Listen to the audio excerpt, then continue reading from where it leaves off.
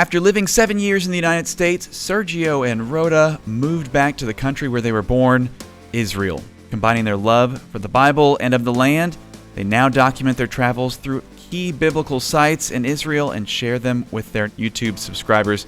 That's coming up next on inRoads.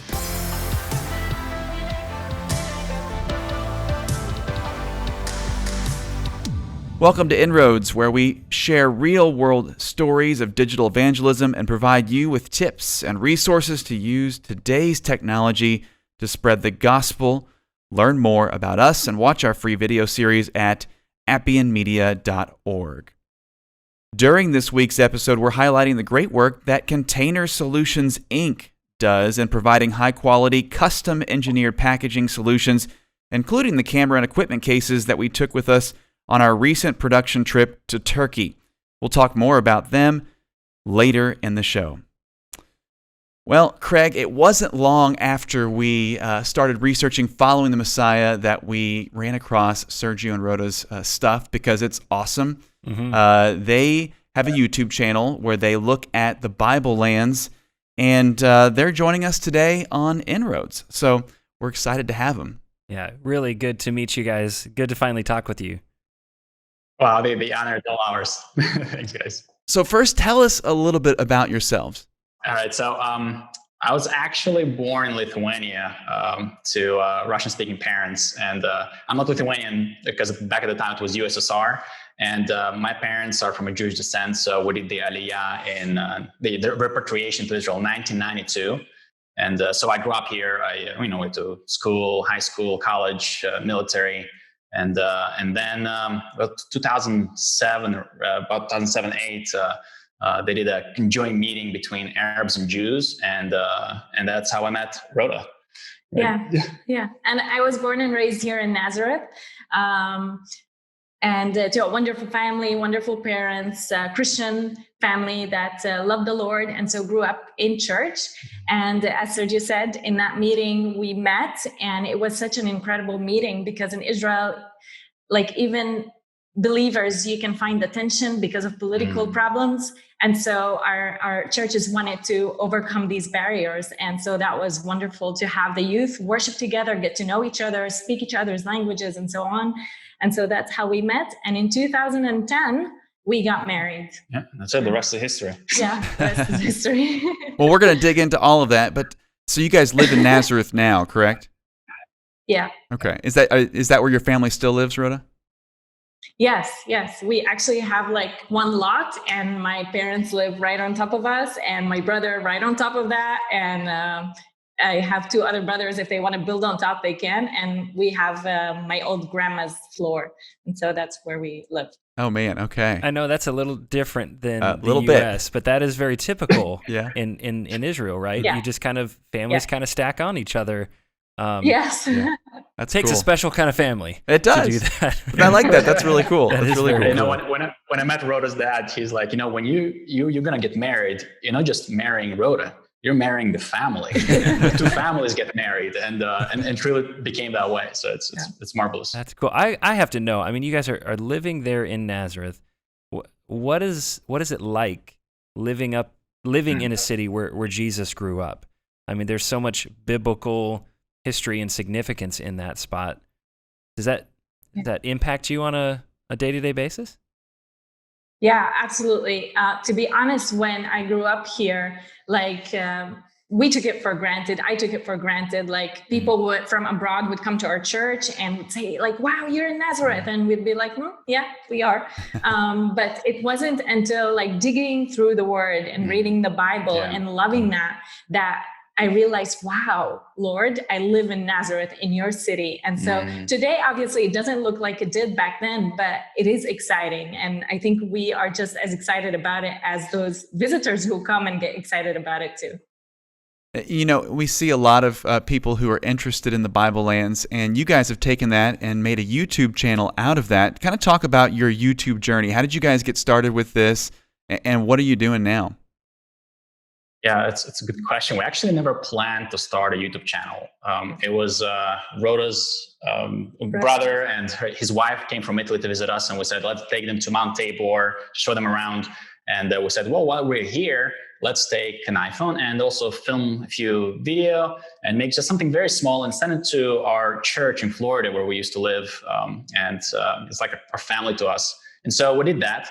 And to send the video to them, that YouTube is probably the best way for them to share the link and watch it. We created an account, uploaded it, and they said, wow, that was great. Please send us another one. And so next weekend, we sent another one. And it became kind of a thing. Every weekend, we would just make a little video and send it to them. And they started sharing the link between their friends, friends of friends, and that's how it got started. Wow. That's pretty cool. Yeah, and it's amazing. You're sharing something that, again, you may be taking for granted, but for those of us living in the States, Right. it's stuff that we've never seen before. And so how quickly we want to share that and consume that. So walk us through the process. It sounds like early on, you guys didn't have a roadmap here, a blueprint of how this big YouTube channel was going to go. But now that you're doing this on a regular basis, what does it take from the idea to the finished video? You guys are doing a lot of research and prep. Kind of walk us through that. Yeah, the perfect scenario is, we read the Bible and we get excited about a certain location or an event, or we hear about the new place somebody discovered. And so we make a research, we online on Google and everywhere we can, and then we contact some local friends who maybe have some inside information from archaeology, some recent digs, and then we write down bullet points. We go to the site, we film according to the bullet points, nothing scripted more or less, just guidelines, and then get home and spend the next 2-3 weeks working on the video and then releasing it. And it's usually not planned ahead of time very far. So we film it, we work on it 2 weeks, and it immediately goes to YouTube. Is that about right? Yeah, we do have a lot of obstacles that happen, obviously. Like, we'd love to have it planned and, according to the bullet points and everything, but sometimes things come up. Yeah, but we try. Like we said, that's the perfect scenario. Yeah. It happens about only 20% of the time. Usually it's a late night call. Hey, tomorrow we're digging here. Can you come in the morning? Oh, okay. Wow. That's cool. But you've made those connections that way people feel comfortable enough to give you a call whenever something's happening. That's awesome. Mm-hmm. So kind of tell us, do you guys feel like you fall more into the YouTube space or like the media space? I know when we go overseas, we get permits and we have to get fixers and all this stuff to get into places and shoot. Do you guys see that with YouTube it's a little bit different process, or do you guys go through a lot of the same processes that we would shooting a documentary? That's a really good question. So yeah, we don't go to that process because when we started this, it was never it was a hobby. Okay. Mm-hmm. That's how we did it. We did it on the weekends, just a personal channel, and nothing more to that. And so as we went along, that's how it's always been. And so even when we started getting more traction and views, and sometimes we go to a site, let's say last time we went to Khorazim, and we filmed. It was a closed location, and gates are closed to let us in. We actually have to work with the archaeology, the Israel Antiquities Authority. Antiquities thing, yes. And we had to work with them, and they said you cannot release the video. We have to approve it, and then you have to release it only after we've done a few things. And so we said, absolutely, that's great. So it's still, we have a lot of freedom, but we want to respect anybody we work with and they're in a decided location. Absolutely. Yeah, for sure. And if your experience is anything like ours, and you tease this a little bit, things don't always go according to plan. Yep. And I've watched some of your videos. You usually, put some bloopers or something at the end. Like, share with us some of your most unexpected, but enjoyable, unplanned events. Yeah, it's hard because I feel like most of our production is bloopers, and somehow an episode comes out from the 10% of usable footages. Yeah, we know that feeling. Yep. Yeah. He has to edit, so poor him. That's right. He has to edit, so poor him. Yeah. So, we. There's so many. So many. I think there's one that really stands out from if we look back.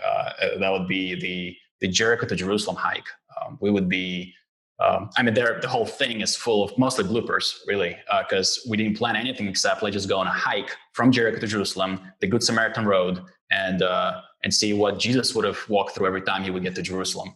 And it was an incredible journey, but it was so difficult to film. It was 3 digits heat, and we took half of the water we were supposed to.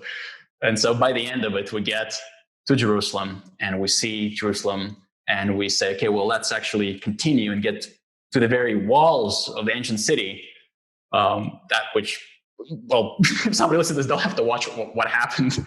But as we go up there and we see Jerusalem, we find a cave, a pretty large sized cave. And it's in the middle of nowhere. It's not like a location people live. And we think, okay, this could be exceptional. I mean, I'm thinking Qumran caves, right? Where a shepherd boy was throwing rocks and he found ancient manuscripts in the jar. And so I think, let's throw some rocks and see if we can hit some jars.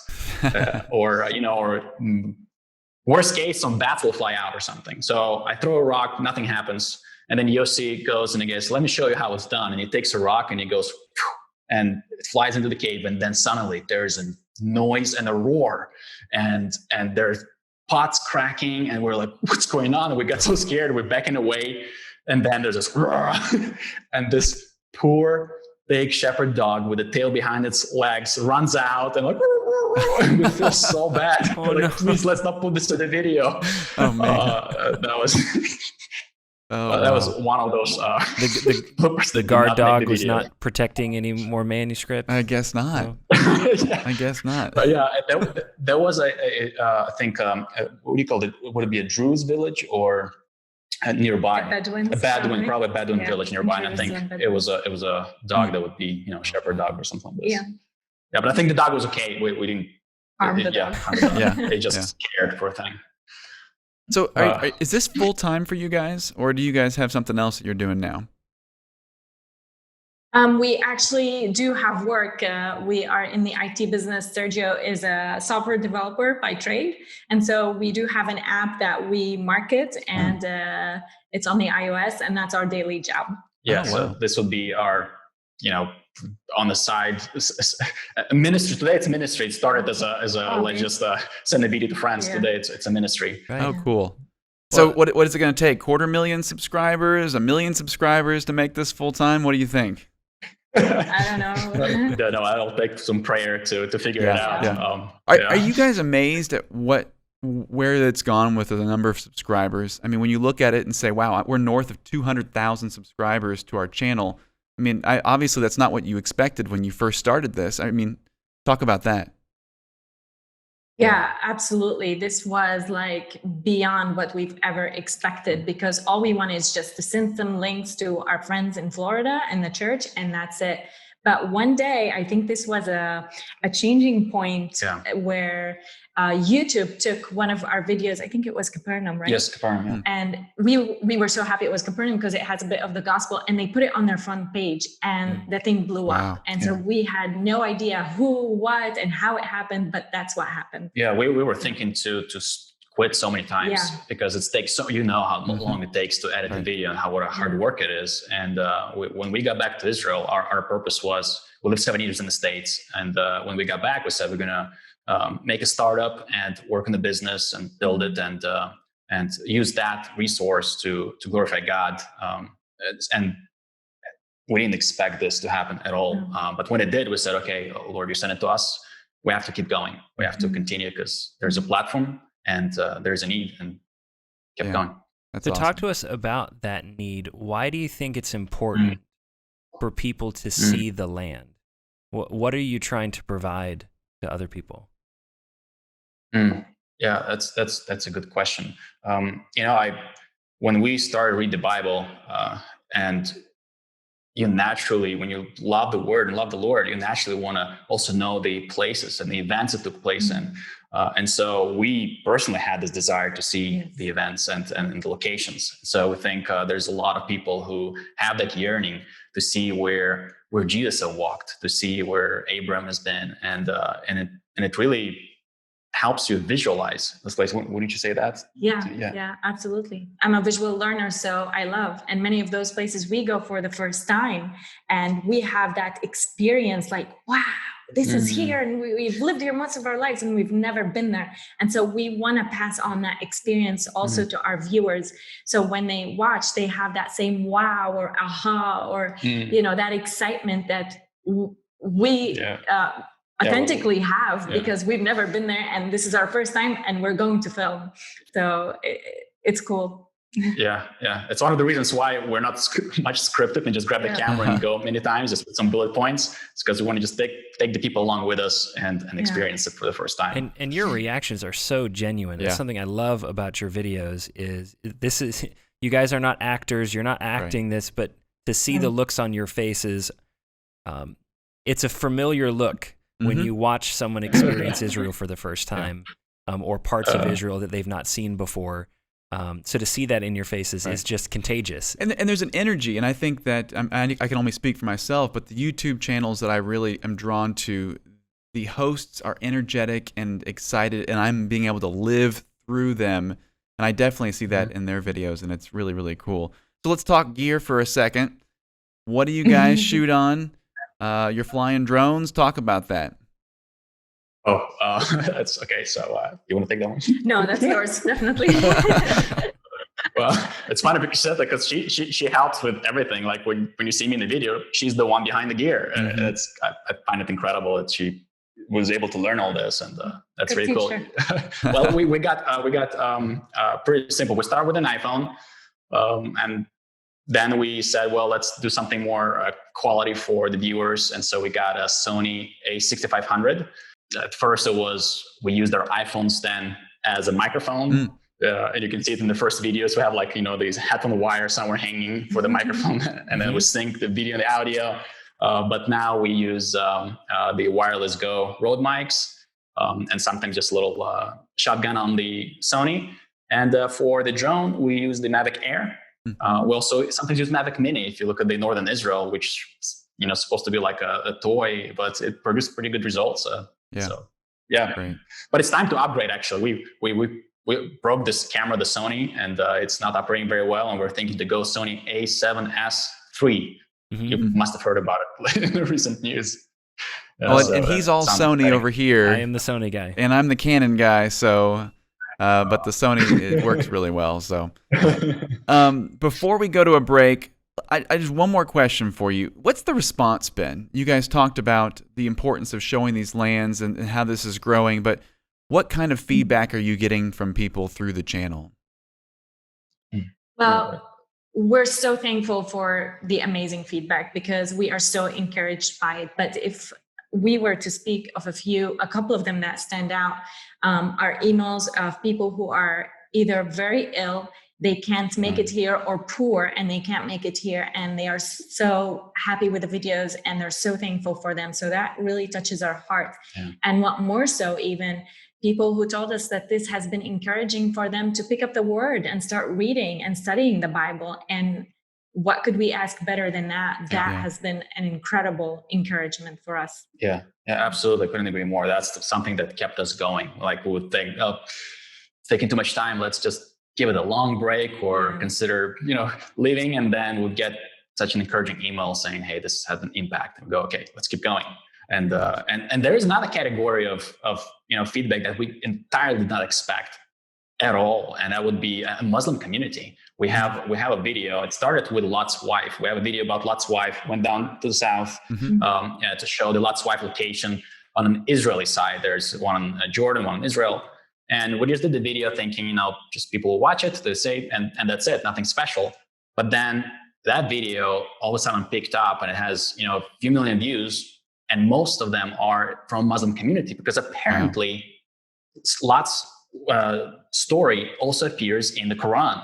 And so they come, they watch it, and then they subscribe, and then they watch other videos and exposed to the gospel. And we've had a few of those subscribers from Muslim communities say, hey, we watch all the videos, we appreciate things, we learned a lot. And we're thinking, so they've watched the gospel. This is incredible. Let's keep going. Right. And the platform of YouTube is just really special in that way, in that it's reaching parts of the world. You all are talking to people on the other side of the planet that may never get a chance to actually step foot on the soil of Israel. And you're bringing the gospel to them. That's powerful. All right, we're going to take a quick break, and then after that we come back, we're going to talk more with Sergio and Rhoda in Israel.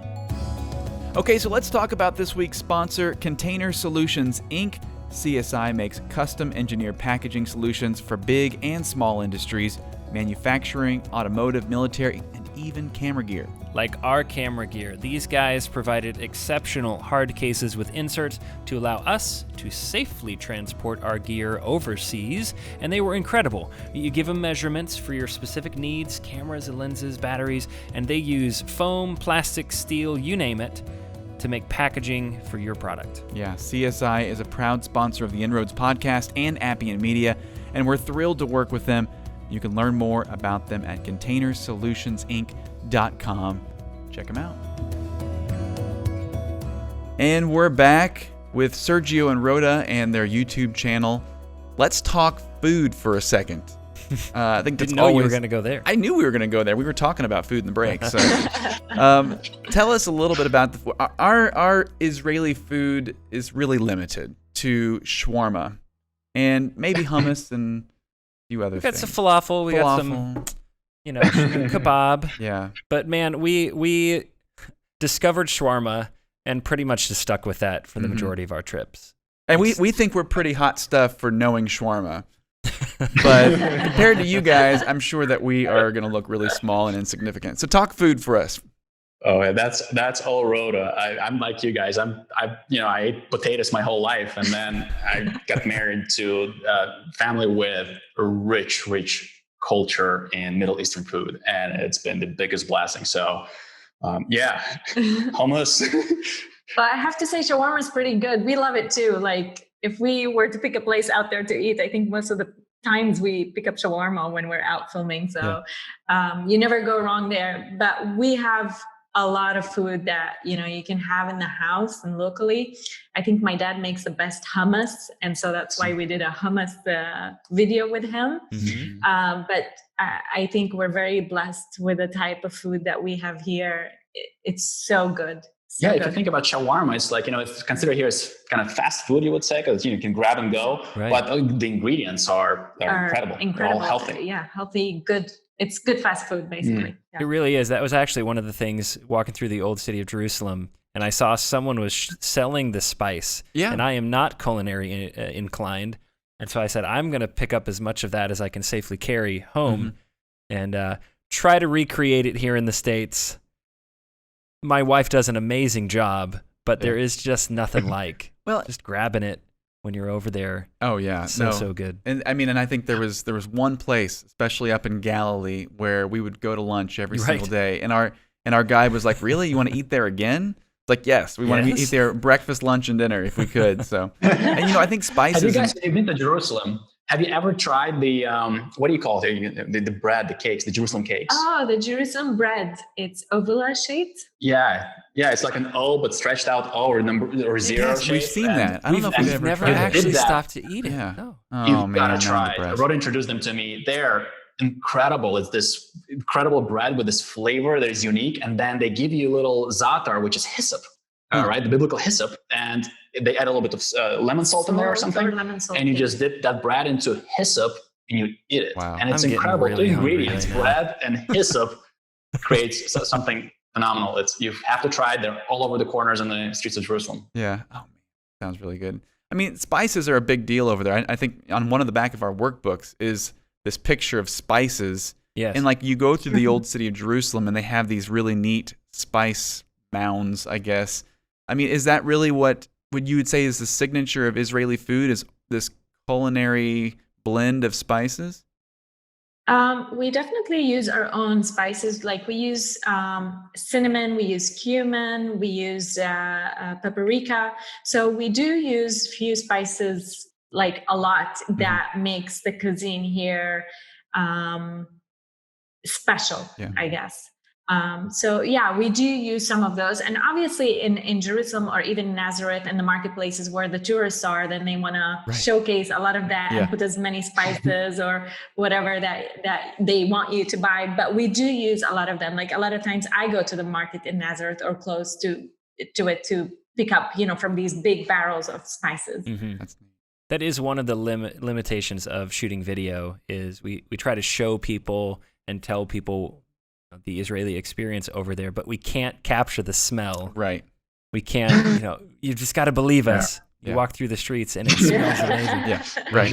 I'm not advocating bringing back smell-o-vision. That was a thing decades ago. Let's not do that. Not do that. Okay. So I've got to ask you, you guys received, that coveted 100,000 subscriber plaque. YouTube sends it. I think that's the first milestone. And you all did this very clever announcement video for it. Tell us about that. Well, yeah, that wasn't very planned video, but we got the plaque from YouTube, and we never thought of making any video about it or even saying anything. Just know we thanked the Lord and said, "Oh, that's awesome." But then it came with a letter from YouTube, and it said, "Please, in appreciation to your viewers, would you consider making an appreciation video to all your viewers?" And we said, "Oh, you know what? If we put it that way, it's probably the right thing to do." So. And they said, make a creative video, review video. So we thought it's a channel about Israeli sites, biblical archaeology. Archaeology includes digs include dirt. So let's bury this thing in the backyard. And Rhoda did that. And I was not allowed to see where. And then I had to go and find it. Yeah. And you were so clever. He built like this metal detection device so he would find it really fast, because it's not a huge yard, but quite a big one for it. It's not big. Like I could have put it anywhere, but it was raining and it was like wet outside. It wasn't like the day or the time that I wanted to do it, but we did it. Wow. We did it. We had to do it. How much digging did you have to do? How long did it take? Oh, it was so pathetic. It was so pathetic. I had to dig so much for so little. It's so pathetic. I was thinking like I need to like work on my digging skills much better. Oh man, that's awesome. It's terrible. You could have brought in some of your archaeological friends who could have buried it for you and then shown you the proper way to excavate the YouTube plaque. Yeah. So we like to ask people in these interviews about digital evangelism. That's a term that we've kind of coined here at Appian Media. But basically the fact that, we are all evangelizing the gospel through whatever medium that we have.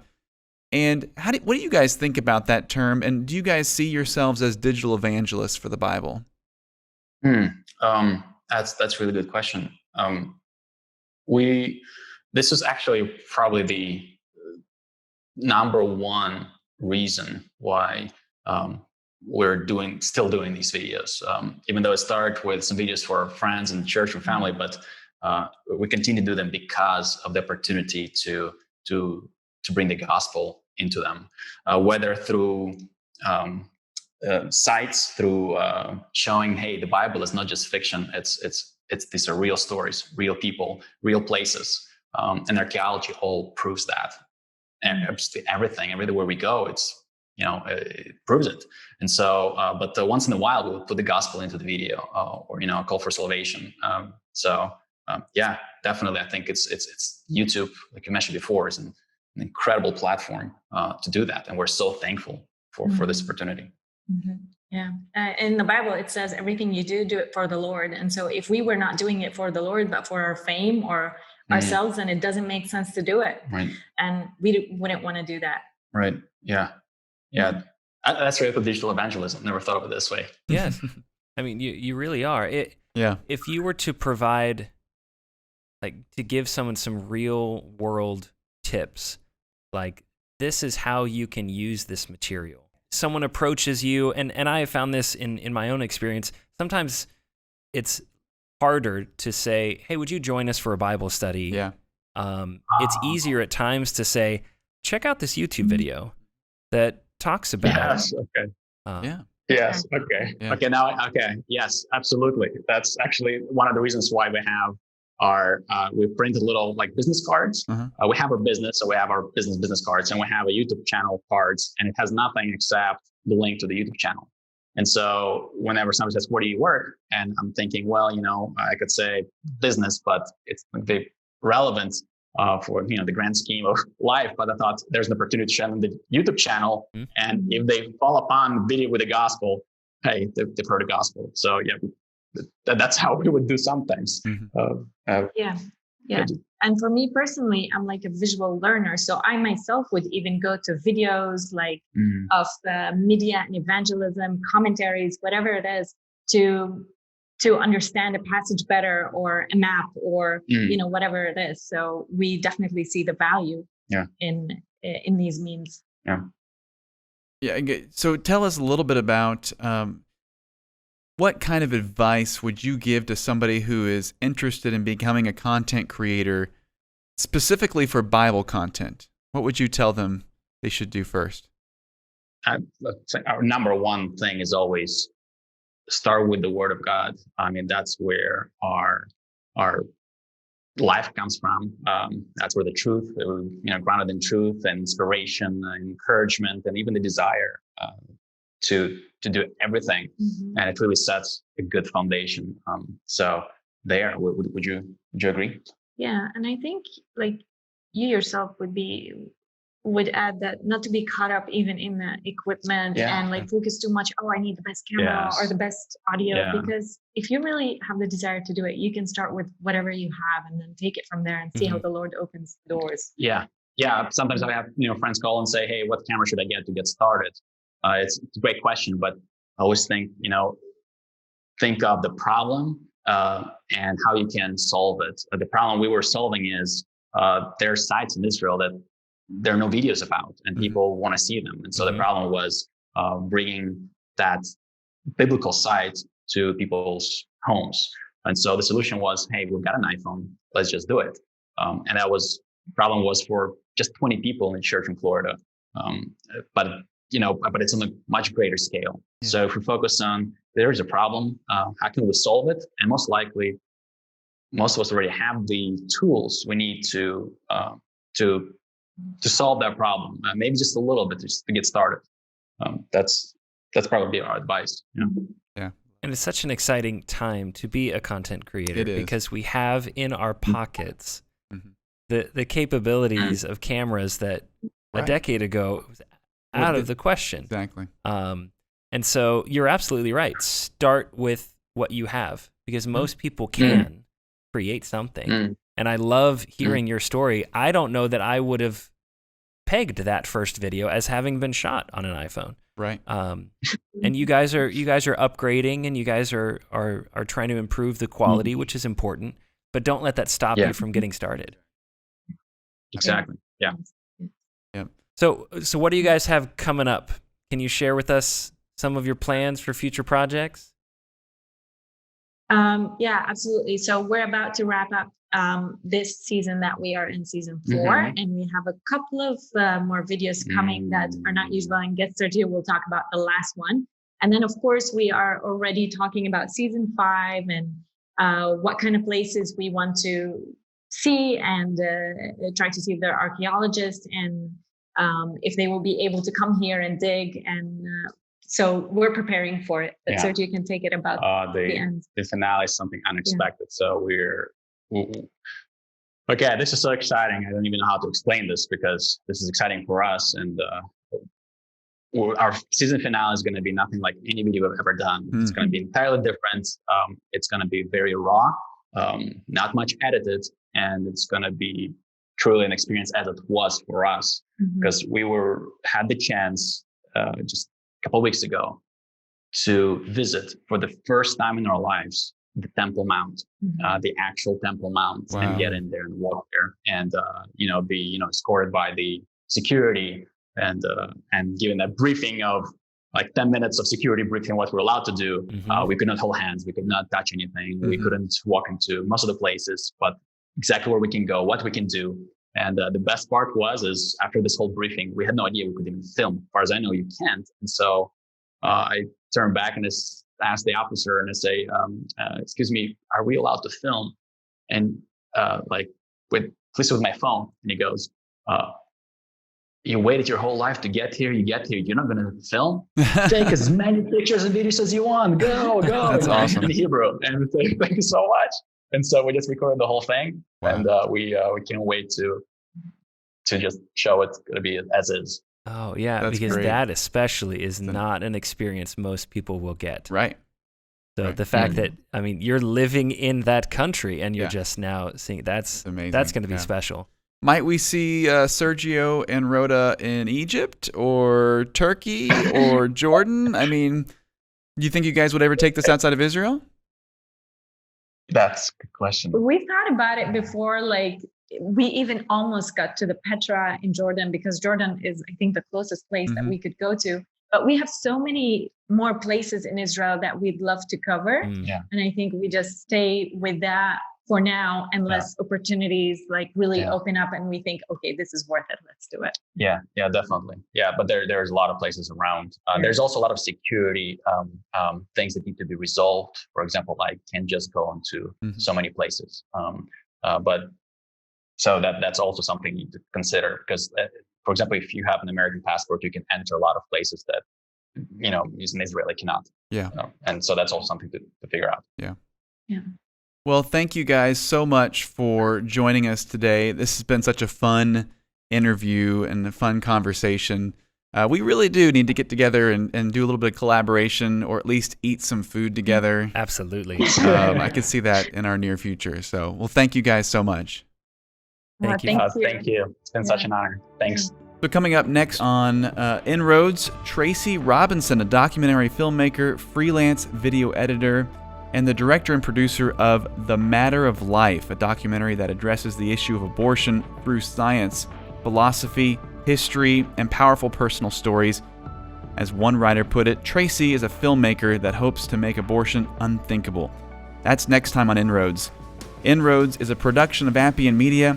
We're a non-profit video production company that is 100% crowdfunded. If you're interested in learning more about how you can support Appian Media so we can continue to make great free content, visit us at appianmedia.org.